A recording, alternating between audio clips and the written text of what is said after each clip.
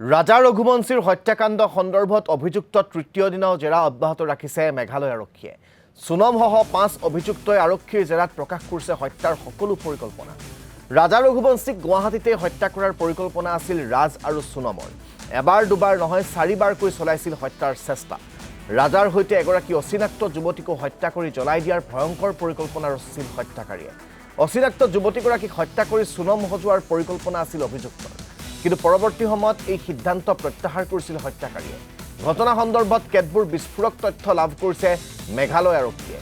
অতি শীঘ্ৰে সোনম আৰু 4 অভিযুক্তক লৈ ক্ৰাইম চিন ৰিক্ৰিয়েশ্যন কৰাৰ বাবেও প্ৰস্তুত হৈছে আৰক্ষীৰ দল।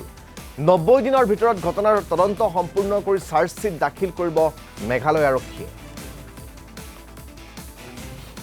আৰু গোটেই ঘটনাটো সন্দৰ্ভত সবিশেষ জানিবলৈ শ্বিলঙত বাহৰ পাতি থকা আমাৰ সতীৰ্থ সাংবাদিক পুলক মহন্তৰ সৈতে ফোনযোগে সংযোগ স্থাপন কৰিছোঁ। পুলক মহন্ত, ইমানেই ভয়ংকৰ পৰিকল্পনা আছিল যে এগৰাকী যুৱতীক হত্যা কৰি সেই যুৱতীগৰাকীক জ্বলাই দি সোনমৰ ৰূপ দিয়াৰ বাবেও আপ্ৰাণ তেওঁলোকে পৰিকল্পনা কৰিছিল, চেষ্টা কৰিছিল, কিন্তু সেই চেষ্টা ব্যৰ্থ হৈছিল আৰু ব্যৰ্থ হোৱাৰ বাবে পৰিকল্পনা সলনি কৰিবলৈ এই 5 হত্যাকাৰী বাধ্য হৈছিল। ইমান ভয়ংকৰ পৰিকল্পনা কৰিব পাৰে ভাবিব নোৱাৰা এটা কথা।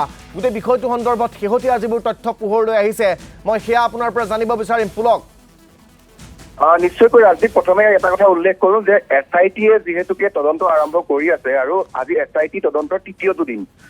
কালিৰ দিনটোত বা পৰহিৰ দিনটোত যিখিনি তদন্তৰ প্ৰক্ৰিয়া, সেই প্ৰক্ৰিয়াত কিন্তু বহু কথাই পোহৰলৈ আহিছে। আৰক্ষীয়ে এটা কথা পৰহিৰ দিনটোতে সংবাদ মাধ্যমৰ আগত খুবেই স্পষ্টকৈ কৈছিলে যে এবাৰ দুবাৰ নহয়, 4বাৰকৈ তেওঁক হত্যা কৰিবলৈ চেষ্টা কৰা হৈছিলে।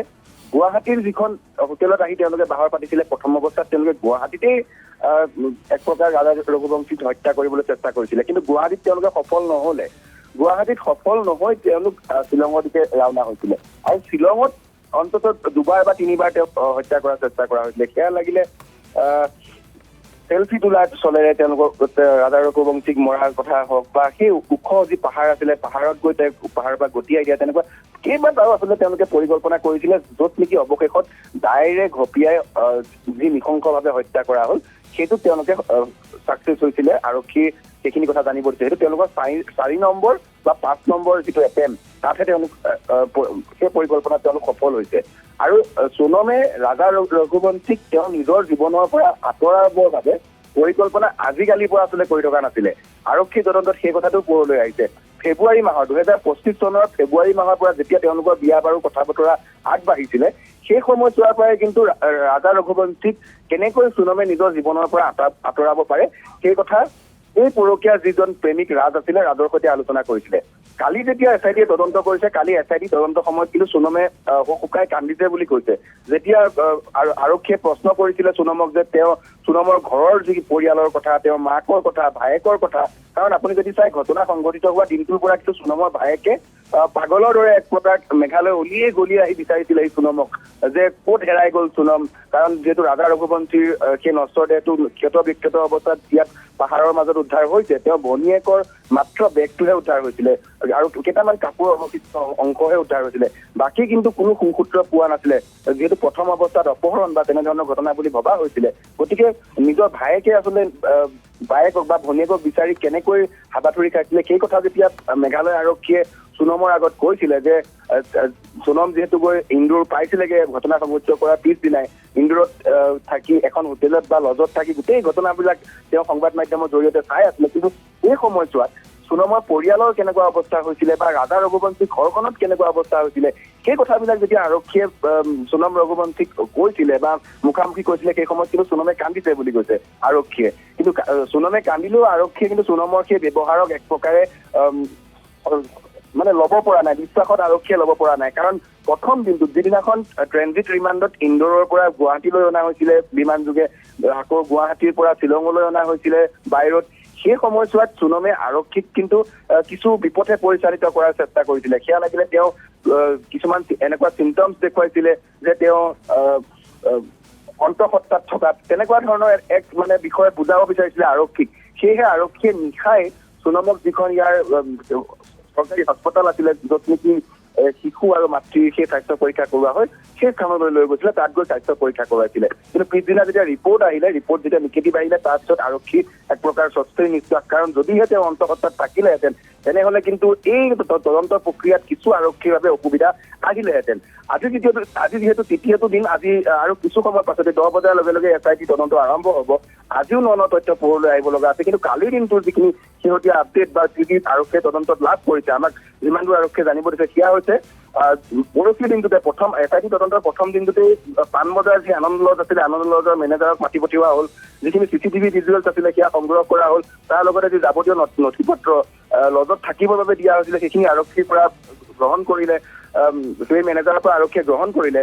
তাৰ সমান্তৰালকৈ কালিৰ দিনটোত যিটো স্থানত শ্বিলঙৰ যিকেইখন হোটেলত আহি তেওঁলোকে বাহৰ পাতিছিলে বা চহৰৰ সেই বিশেষ লজ যিটো লজত থাকি পেলাই হত্যাকাণ্ডৰ পৰিকল্পনা কৰা হৈছিলে, তাৰ মেনেজাৰ কেইজনক মতা হৈছিলে আৰু তেওঁলোকৰ পৰা পৃথকে পৃথকে দায়িত্ব লোৱা হৈছিলে। তাৰ পৰাও তেওঁলোকে CCTV ভিজুৱেল সংগ্ৰহ কৰিছে আৰু হোটেলত থকাৰ সময়ত যি তেওঁলোকে নথি পত্ৰ জমা দিছিলে সেই নথি পত্ৰসমূহো আৰক্ষীয়ে সংগ্ৰহ কৰিছে। লগতে কিটিং ৰোড, যিটো কিটিং ৰোডত তেওঁলোকে দুখনকৈ স্কুটি ভাড়া কৰিছিলে, আৰক্ষীৰ প্ৰথম ক্লুৱে আছিলে সেই স্কুটি দুখন, যিখন স্কুটি লাইভ লোকেশ্যন ট্ৰেক কৰি আৰক্ষীয়ে প্ৰথম অৱস্থাত সেই ৰাধা ৰঘুবংশীৰ নশ্বৰ দেহটো উদ্ধাৰ কৰিবলৈ সক্ষম হৈছিলে। গতিকে সেই কিটিং ৰোডৰ যি দুজন যুৱকে স্কুটি ভাড়াত দিছিলে, সেই স্কুটি ভাড়া দিয়া যুৱক কেইজনকো কিন্তু কালি SITয়ে তদন্তৰ বাবে মাতিছিলে আৰু তেওঁলোকৰ পৰা ভাষ্য গ্ৰহণ কৰিছিলে। কিন্তু আটাইতকৈ উদ্বেগজনক বিষয়টো হৈছে যে যিটো এজেঞ্চিৰ পৰা স্কুটি তেওঁলোকে বুক কৰিছিলে সেই এজেঞ্চিটো বৈধ নাছিলে। সেই কথাও কিন্তু মেঘালয় আৰক্ষীয়ে জনা নাছিলে বা শ্বিলং আৰক্ষীয়ে জনা নাছিলে। কালি যিহেতুকে কেবিনেট বৈঠক হৈছিলে, কেবিনেট বৈঠকত যেতিয়া সাংবাদিকে প্ৰশ্ন কৰিছিলে যিগৰাকী ইয়াৰ টুৰিজিম মিনিষ্টাৰ, তেওঁ এটা কথা স্পষ্ট কৰিছে যে আগন্তুক দিনত যাতে এনেধৰণৰ ঘটনা সংঘটিত হ'ব নোৱাৰে, তাৰ বাবে এই যে স্কুটি বা গাড়ীৰ যিহেতু ৰেণ্টত দিয়া যিসমূহ দোকান থাকে বা কোম্পানী থাকে, সেই কোম্পানীসমূহে যে ৰেজিষ্ট্ৰেশ্যন কৰিব লাগিব, মানে চৰকাৰৰ এক যি নিয়ম দিয়ে, সেই নিয়মৰ বইনাত তেওঁলোকে যে কাম কৰিব লাগিব, সেই কথা কিন্তু কালি সকীয়াই দিছে। তাৰ লগে লগে কালি আৰু এটা প্ৰসংগই খুবেই ইয়াত বিশেষভাৱে বহুলভাৱে চৰ্চা পোৱা পৰিলক্ষিত হৈছে, সেয়া হৈছে ইনাৰ লাইন পাৰ্মিটৰ প্ৰসংগ। ইনাৰ লাইন পাৰ্মিটক লৈ কালিৰ দিনটোত দেখা পোৱা গৈছে যে মেঘালয়ৰ যি সচিবালয় আছে, মেঘালয় সচিবালয়ৰ সন্মুখ ভাগত কিন্তু স্থানীয় একাংশ লোকৰ লগতে কেইবাটাও দল সংগঠনে ইনাৰ লাইন পাৰ্মিটৰ দাবীত প্ৰতিবাদ কৰিছে।